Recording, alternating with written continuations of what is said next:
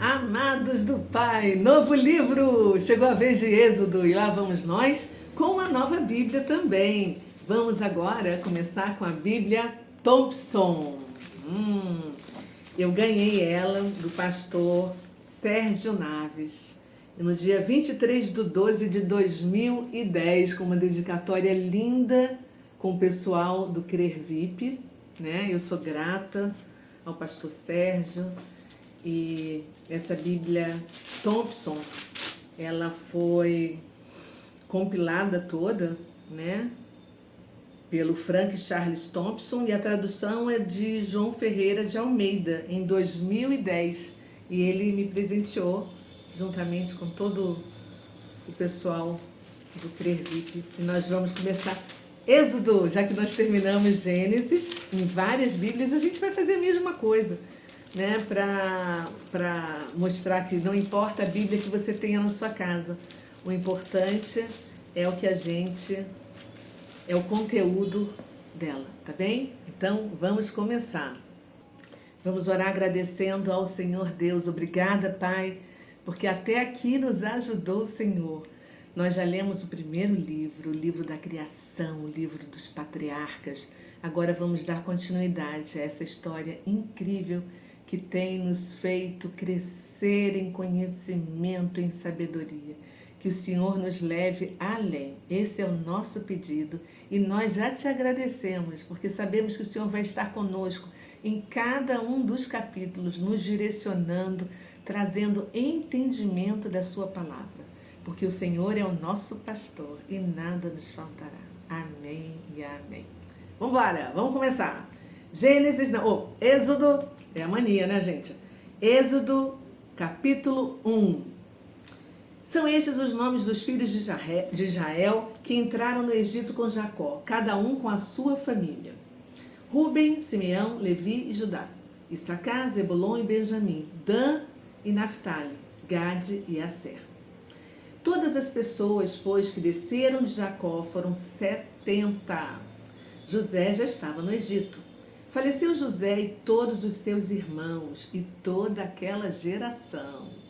Os filhos de Israel, porém, frutificaram e aumentaram muito, multiplicaram-se e se tornaram sobremaneira fortes, de modo que a terra se encheu deles.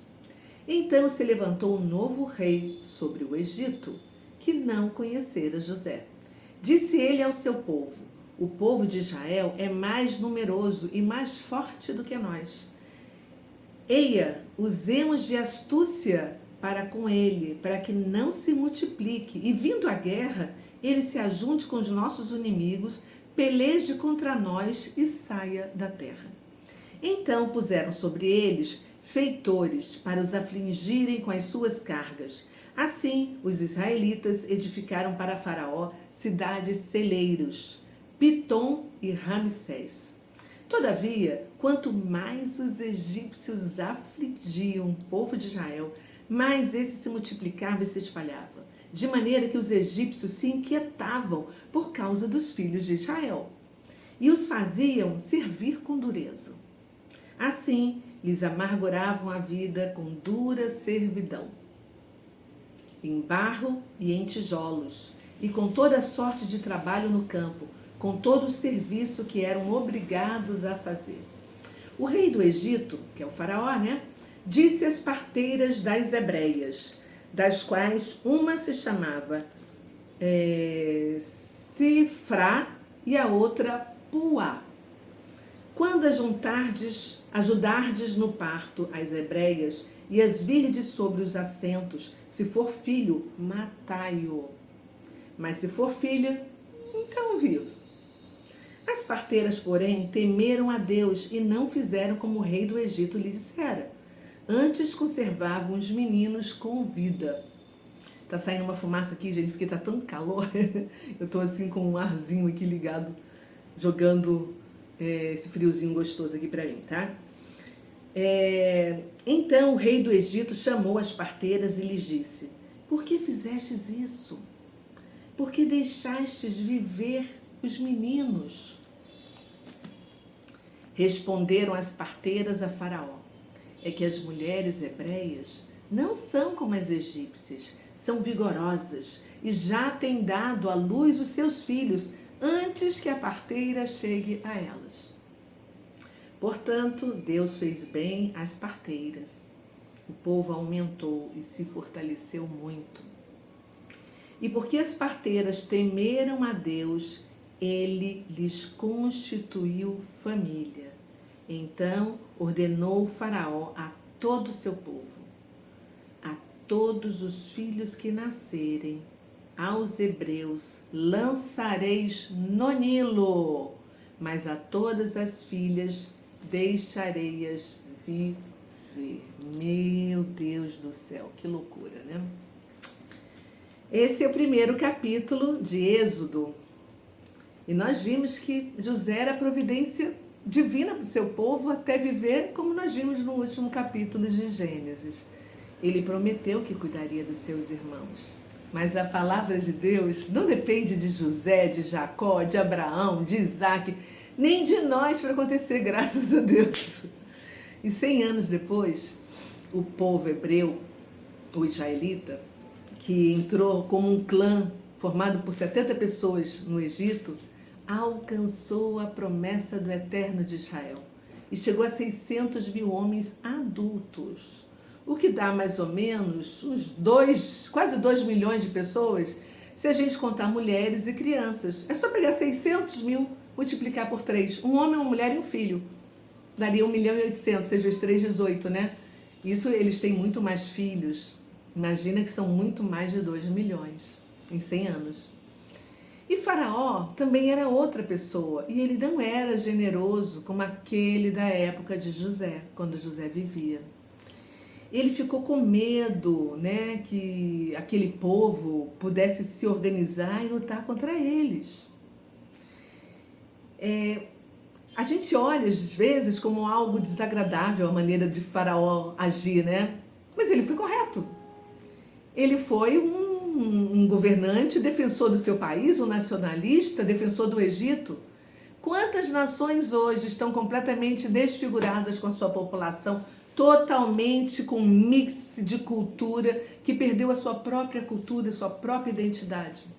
Quem não conheceu Paris nos anos 80 até 90, não sabe o que eu estou dizendo. Paris foi invadida pelos árabes muçulmanos que construíram um grande plano e também pelos chineses nas últimas décadas. Está irreconhecível. Os apartamentos, o comércio todo já são deles. E é uma loteria você encontrar um autêntico parisiense passeando pelas ruas de Paris, como você via antigamente. Eu passei 9 anos lá, indo e voltando, trabalhando. E aí, o faraó decidiu oprimir os egípcios, os hebreus, e escravizá-los. Sabe por quê? Porque o inimigo sabia que aquele povo era escolhido de Deus. E sabia também que só as pessoas livres produzem e geram bons resultados. A escravidão tira qualquer um do exercício do poder, da autoridade, da sua própria identidade, do livre-arbítrio, né? Mas, apesar de tudo isso, apesar de escravizados, quanto mais eles eram oprimidos, mais eles cresciam. E você sabe por quê? Porque Deus só ordena a multiplicação daquilo que é bom. E quando nós somos apertados, esmagados na vida, é nesse momento que floresce o nosso potencial. Eu vou te contar algo muito especial, presta atenção, tá? Aconteceu comigo. Não fique triste com quem fala mal de você, quem denigra a sua imagem para outras pessoas, porque essas pessoas estão sendo usadas para que o plano de Deus se cumpra na sua vida. Sabe o que você tem que fazer? Perdoe. Certa vez uma colega veio me contar que a nossa diretora contou para ela e para outras que eu jamais seria uma diretora, jamais conquistaria um carro rosa. Aquilo me magoou tremendamente, mas eu nunca fui tirar satisfação com ela, não fui procurar saber se ela realmente tinha falado aquilo de mim ou se as minhas colegas haviam inventado para minar o meu posicionamento na empresa. Eu só sei que Deus me honrou de tal maneira que que eu conquistei o diretorado, conquistei o carro rosa, em condições inimagináveis pela quantidade de pessoas que eu tinha no meu time. E passei a conquistar viagens, prêmios muito superiores ao que elas conquistavam.